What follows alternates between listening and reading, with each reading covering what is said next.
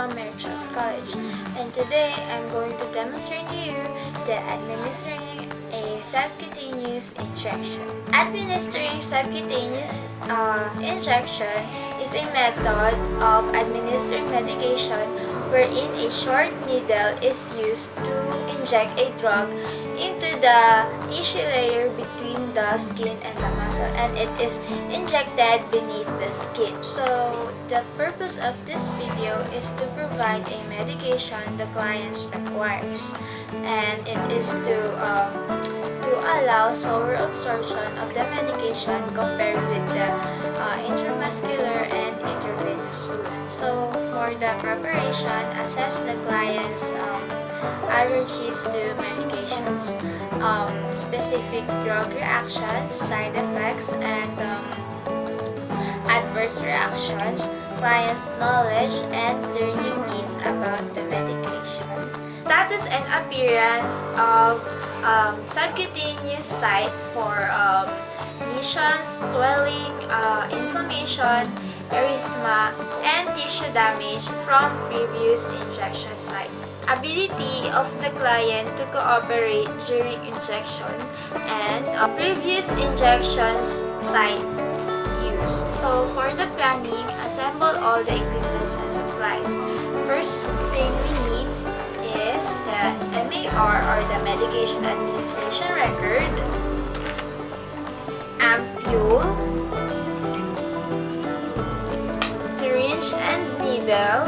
The syringe should be 3 ml and the needle should be gauge 25 or smaller.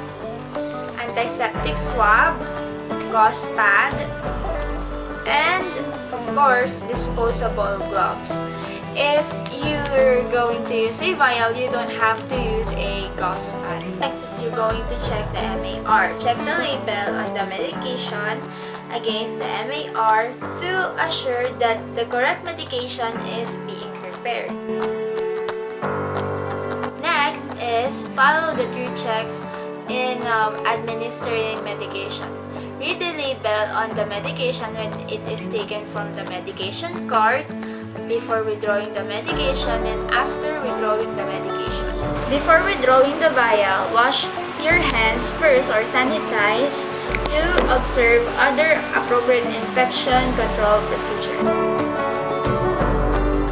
So for the preparation of the medication from the vial, from the ampule for drug withdrawal, we're gonna need an ampule that was breaked off and a syringe with needles. So I'm gonna withdraw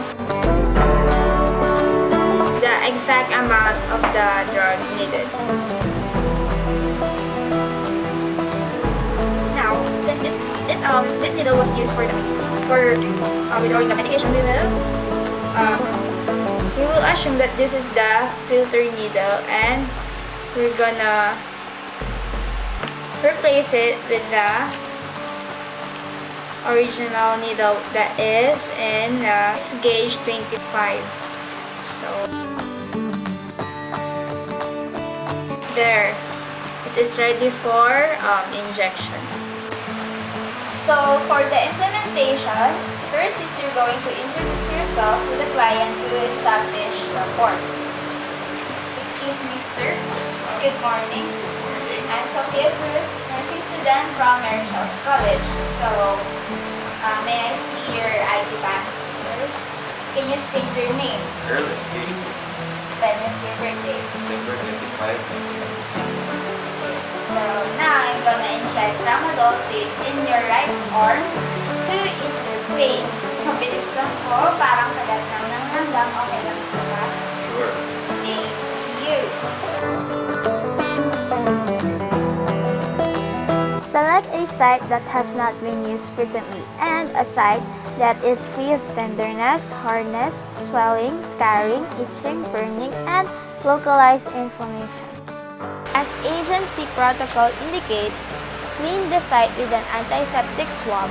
Start at the center of the site and clean it in a widening circle to about 5 cm or 2 inch, and then allow the area to dry thoroughly.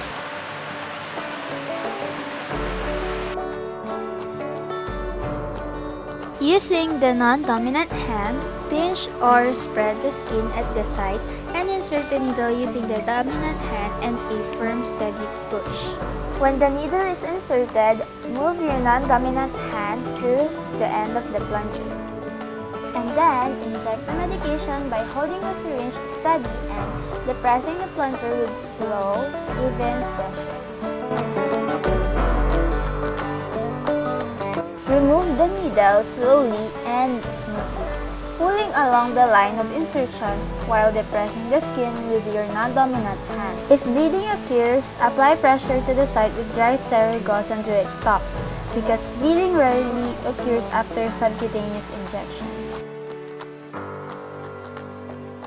So in disposing the equipment appropriately, discard the uncuffed needle and attach syringe into designated receptacles. This is because proper disposal protects the nurse and others from injury and contamination. And then next, remove the gloves and sanitize hands.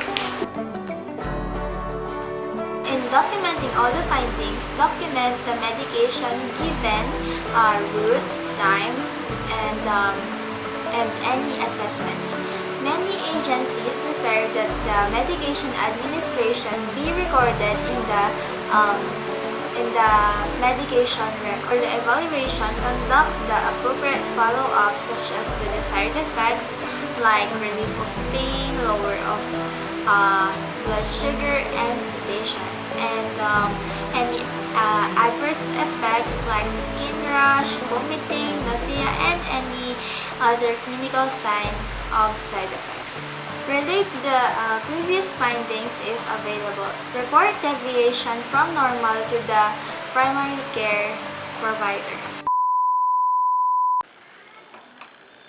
Subcutaneous administering. So for the implementation, first is you're going to introduce So